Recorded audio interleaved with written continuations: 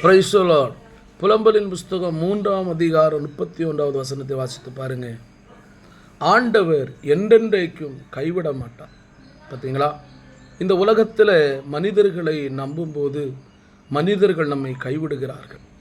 சிலவேளை கணவன் அல்லது பிள்ளைகள், மனைவி, உறவினர்கள், இப்படி பல நபர்கள் நம்ம இந்த உலகத்தில் கைவிடலாம். ஆனால் இங்கே சொல்லப்படுகிற வார்த்தை பாருங்கள், ஆண்டவர் என்றென்றைக்கும் அவர் கைவிட மாட்டார்.